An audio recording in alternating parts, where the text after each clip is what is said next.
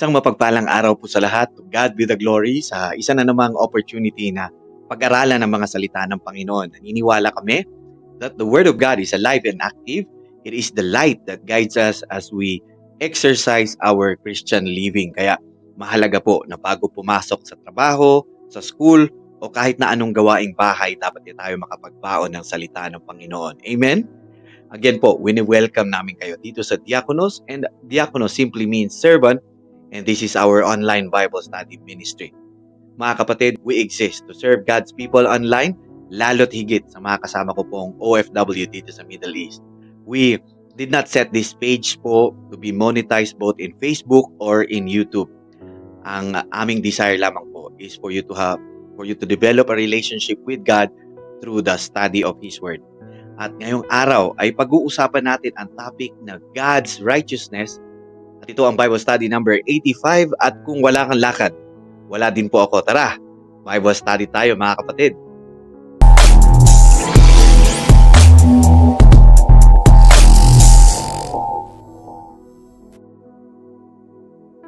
Our verse for today is found in Romans chapter 3 verse 22. It says, "This righteousness is given through faith in Jesus Christ to all who believe." Mga kapatid, the most popular verse when you become a Christian is the verse Romans 3:23. Ito yung may, "For all have sinned and fall short of the glory of God." And that verse, mga kapatid, tells us our standing before God. Ano ang katayuan natin sa Diyos. And our God is perfect and holy, di po ba?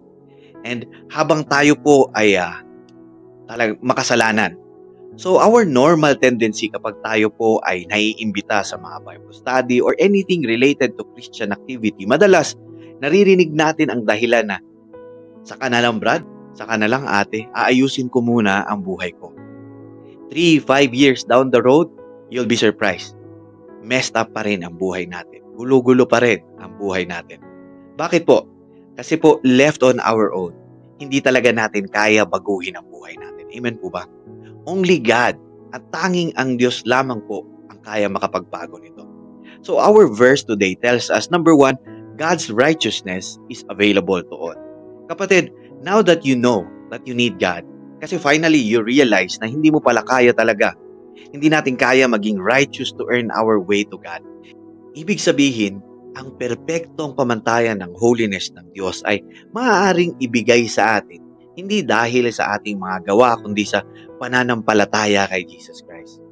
This truth is for everyone, mga kapatid. Regardless of your past or kung anuman ang mga kasalukuyan mo pinagdadaanan. God does not show favoritism. We are all in need of His righteousness. And it is available to all who put their trust in Jesus Christ. Amen po ba, mga kapatid? Number 2, faith in Jesus Christ is the only way to be made righteous. Wala na pong ibang paraan, mga kapatid. Alam niyo po, ang mundo, ang mapanghusgang mundo, sinasabi para matanggap ka ng Diyos, kailangan maging mabait ka, maging relihiyoso ka, on your own strength. Alam niyo po, ako po ay nag-i-scooter dito po sa lugar namin. At dito sa lugar namin, ako po, napakaraming daanan, napakaraming streets, no? At minsan naiisip ko, naku, mali yata itong daan na dinadaanan ko. At sa tuwing nangyayari yan, ako po ay tumitingin lang sa skyline kasi meron po akong building na point of reference ko. And this will give me a guide relative sa kung saan ako. Newsflash, mga kapatid. Hindi dahil Christian ka na, all of a sudden, nawala na lahat ng possibility ng pagkakamali natin sa buhay. Of course, in your Christian walk, you may fall. Pwede kang makagawa ng mga desisyon na hindi ka lugod-lugod sa Diyos. Pero ito po ang difference. Meron na pong matinding bumabagabag sa puso mo. And what a Christian does, tulad ng pag ikaw ay nawawala, meron ka ng point of reference. You get back up kasi wala na yung dati mong saya sa tuwing ginagawa mo ang mga kasalanan.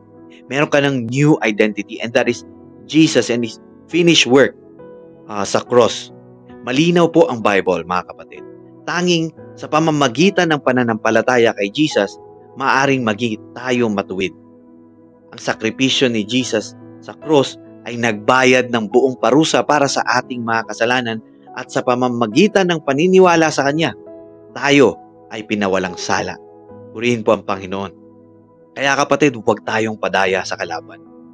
Ang kalaban natin, mahilig siya mang-gaslight. Palagi niya tayong nire-remind sa mga kasalanan natin.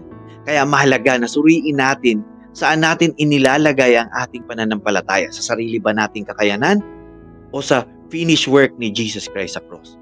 And so, again, tanging ang pananampalataya kay Jesus, kapatid, ang makakapagligtas sa atin at magdadala sa atin sa tamang relasyon sa Diyos. Number 3, all are called to believe and be transformed. Ang lahat po ay tinawag na manampalataya at magbago. The call to faith is universal. Para po yan sa lahat. Ang sabi ng Romans 3:22, that this righteousness is for all who believe. Emphasizing po, mga kapatid, the inclusivity of the gospel, the life, death, and resurrection of our Lord Jesus Christ. Alam niyo po, hell was our sure destination, mga kapatid. But God demonstrated His love for us. While we were still sinner, Christ died for us. God so loved the world that He gave His only begotten Son, that for whosoever believe in Him will not perish but have eternal life. Kapatid, if you are willing, why don't you respond to God's call with your life? If you are willing, why don't you lift up your voice to God? Cry it out before God, kapatid. Anuman ang mga pinagdaanan mo, anuman ang mga nakaraan mo, acknowledge before God that you are a sinner. We are all sinners. Sabi mo, Lord, I don't know how to pray, but I invite you into my life. Lord, iligtas mo po ako sa kasalanan ko. Rescue me from my fleshly desires that separates me from you. And Lord, from this day onwards, I declare that you are my Lord and my Savior. And I believe God raised Jesus from the dead to prove your words are true. Mga kapatid, if you have made that prayer, you are now a believer secured in Jesus' promises. I encourage you, kapatid, to find yourself a Bible-believing church. Magpa-disciple ka. Grow in the knowledge of our God. Talikuran mo na ang mga dati mong masasamang pamumuhay. Mga kapatid, tunay na hindi natin kayang maabot ang righteousness ng Diyos sa sarili nating kakayanan. Ngunit, ang magandang balita ay ang righteousness na ito ay iniaalok sa lahat ng mananampalataya kay Jesus. Tanging sa Kanya lamang tayo maaaring gawing matuwid, hindi sa ating mga gawa, kundi sa pamamagitan ng pananampalataya sa Kanyang sakripisyo. Kaya po, tayo ay tinawag na manampalataya at hayaan ng Diyos na baguhin ang ating mga buhay. Alam niyo po, mga kapatid, ang biyaya ng Diyos ay open to all. At ang tanong na natitira ay, tayo ba ay tutugon sa tawag niya? Naway ang buhay natin, mga kapatid, ay maging testimony sa pagbabagong nagmumula sa pananampalataya kay Jesus Christ. If you are blessed, mga kapatid, so am I. Let's pray po. Heavenly Father, Lord, marami pong salamat sa pagkakataong ito na makapag-aral ng iyong salita.